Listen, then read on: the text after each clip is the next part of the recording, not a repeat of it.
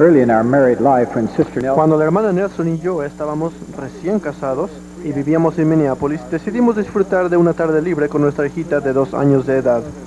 Fuimos a uno de los muchos hermosos lagos de Minnesota y alquilamos una pequeña lancha. Después de remar y alejarnos de la orilla, nos detuvimos a descansar y a disfrutar de la tranquilidad. De pronto, nuestra hijita sacó una pierna por el costado de la lancha y se dispuso a tirarse de la borda, exclamando: «Ya es hora de irse, papi». Rápidamente la detuvimos y le explicamos: «No, querida, no es hora de irse. Debemos permanecer en la lancha hasta que nos lleve de nuevo a tierra». Después de mucha persuasión, logramos convencerla de que el salir prematuramente de la lancha hubiera causado una desgracia. Los niños son propensos a hacer cosas peligrosas como esas simplemente porque no han adquirido la sabiduría que poseen sus padres. De igual modo, como hijos de nuestro Padre Celestial, quizás nosotros queramos salirnos de la lancha antes de llegar al destino al que Él quiere que lleguemos. El Señor nos enseña una y otra vez que debemos perseverar hasta el fin. Este es uno de los temas predominantes de las Escrituras. Tal vez un ejemplo sirva para representar los muchos pasajes que transmiten un mensaje similar. Bienaventurados aquellos que procuren establecer ambición, porque tendrán el don y el poder del Espíritu Santo. Y si perseveran hasta el fin, serán enaltecidos en el último día, y se salvarán en el reino eterno del Cordero. Las bendiciones que Dios confiere siempre se basan en la obediencia a la ley. Si aplicamos este concepto a mi analogía, derivamos que lo primero es subirnos a la lancha con Él. Luego debemos permanecer con Él, y si no nos bajamos de la lancha antes de tiempo, llegaremos hasta su reino, en donde seremos enaltecidos para vida eterna. El término enaltecidos o elevados se relaciona a una ley física que se puede ilustrar con una simple demostración. Utilizaré un carrete de hilo y soplaré por el agujero que está en el eje del carrete. La fuerza de mi aliento moverá un trozo de papel en el sentido opuesto a donde yo estoy. Ahora tomaré una tarjeta común y corriente y un alfiler. Colocaré el alfiler a través de la tarjeta. Con el alfiler en el agujero del carrete, sostendré la tarjeta cerca del carrete. Volveré a soplar por el agujero del carrete, y mientras soplo, soltaré la tarjeta a fin de que pueda responder a las fuerzas físicas. Antes de seguir adelante, ¿les gustaría predecir lo que va a suceder? ¿Se irá la tarjeta en sentido opuesto a donde yo estoy o se elevará hacia mí? ¿Están listos?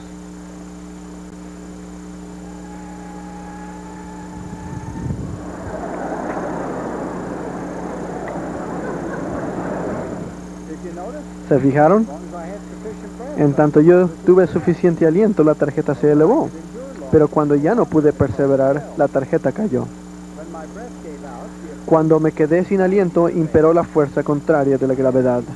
Si mi energía hubiera perseverado, la tarjeta habría permanecido elevada indefinidamente. Siempre se requiere energía para que dé empuje sobre las fuerzas contrarias. Estas mismas leyes se aplican a nuestra propia vida. Siempre que se emprende alguna tarea, son esenciales tanto la energía como la voluntad para perseverar. El ganador de una carrera de 5 kilómetros se proclama al final de 5 kilómetros y no al final de 1 o de 2. Si toman un autobús para ir a Boston, no se bajan en Burlington. Si desean obtener una educación, no dejan truncados sus estudios. Del mismo modo que no pagan para cenar en un restaurante elegante solo para salirse después de probar el aperitivo. Cualquiera que sea el trabajo que desempeñen, perseveren al empezar, perseveren a través de las fuerzas contrarias a lo largo del camino y perseveren hasta el fin. Cualquier tarea debe terminarse antes de que puedan disfrutar los resultados de la misma. El poeta escribió: «Sé constante en tu tarea hasta que la domines. Muchos comienzan, pero pocos terminan. El honor, el poder, la posición y el elogio son siempre de aquel que persevera. Permanece en tu labor hasta que la domines. esfuérzate, suda y sonríe ante ella, porque del esfuerzo, el sudor y la risa recibirás al fin tu victoria. A veces la necesidad de perseverar se presenta al afrontar un problema físico. Cualquiera que padezca una grave enfermedad o los achaques de la edad tiene la esperanza de poder perseverar hasta el fin de tales aflicciones. La mayoría de las veces, los problemas físicos sumamente difíciles también van acompañados de retos espirituales. Piensen en los primeros pioneros. ¿Qué habría pasado si no hubieran perseverado las penalidades de su migración hacia el oeste? Este año no tendríamos la celebración del sesquicentenario. Perseveraron con tenacidad a pesar de persecución, expulsión, una orden gubernamental de exterminación, expropiación de bienes y mucho más. Su fe perseverante en el Señor les brindó aliento, tal como para con ustedes y para conmigo. La máxima preocupación del Señor es la salvación y la exaltación de toda alma. ¿Y qué habría pasado si la conversión del apóstol Pablo no hubiese sido duradera? Jamás habría testificado como lo hizo al final de su ministerio: he peleado la buena batalla, he acabado la carrera, he guardado la fe.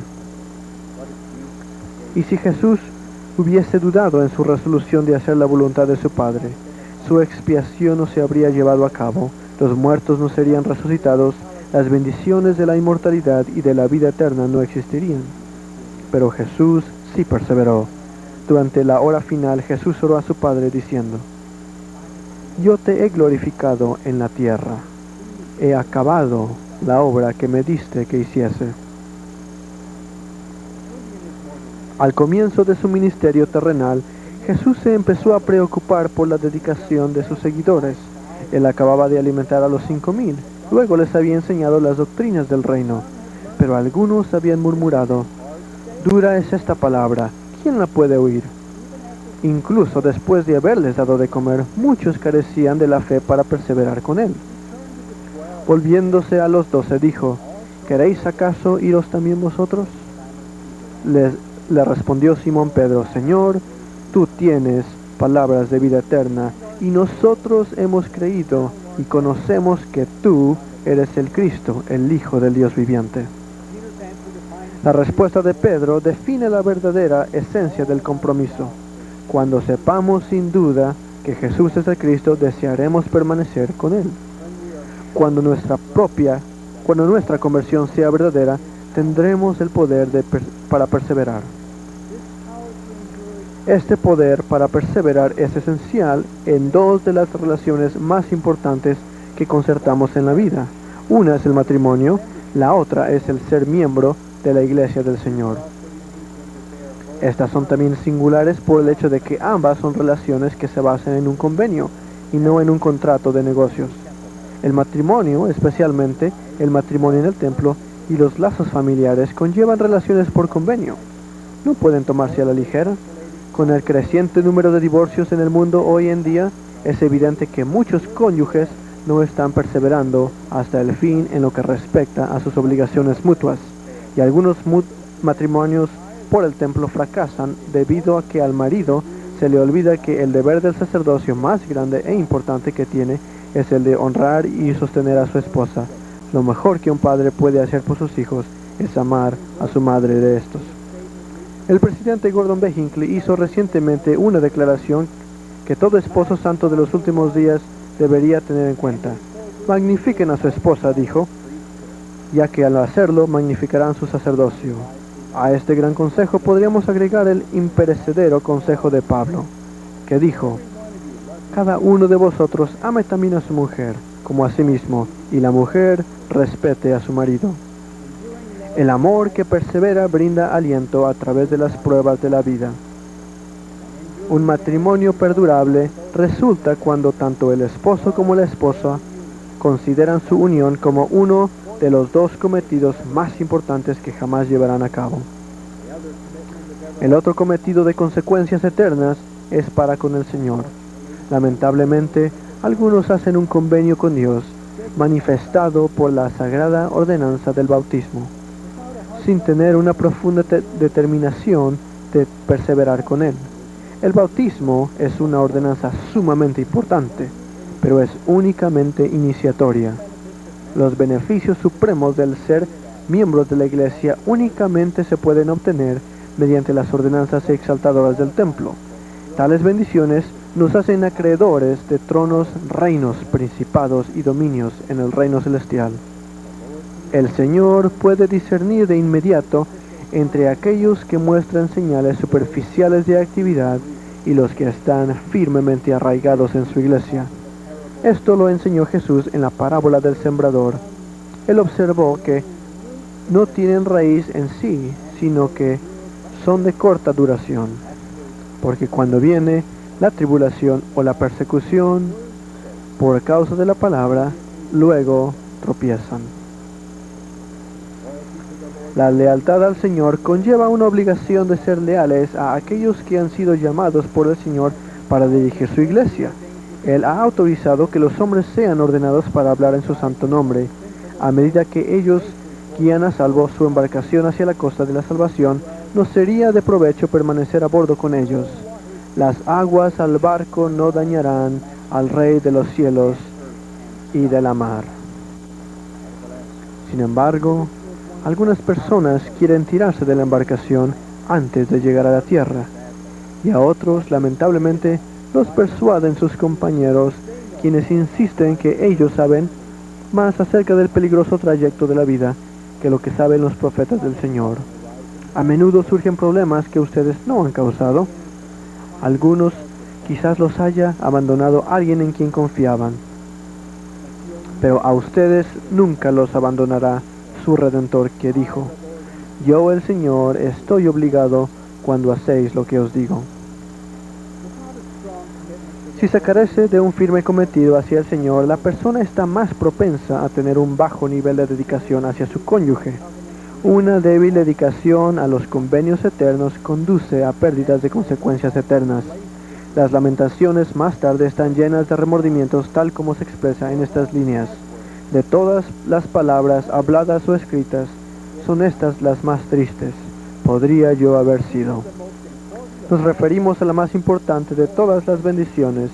El Señor dijo: si guardas mis mandamientos y perseveras hasta el fin, tendrás la vida eterna, que es el mayor de todos los dones de Dios. Aquel que en verdad desee perseverar para obtener el glorioso fin que nuestro Padre Celestial ha previsto, deberá establecer firmemente algunas prioridades. Con tantos intereses que buscan granjearse la lealtad de ustedes, es preciso que se aseguren primeramente de permanecer a salvo dentro de la lancha. Nadie puede servir a dos señores. Si Satanás logra que ustedes deseen cualquier cosa, diversión, adulación, fama y fortuna, más que al cónyuge o al Señor con quien han hecho convenios sagrados de perseverar, el adversario empieza a triunfar.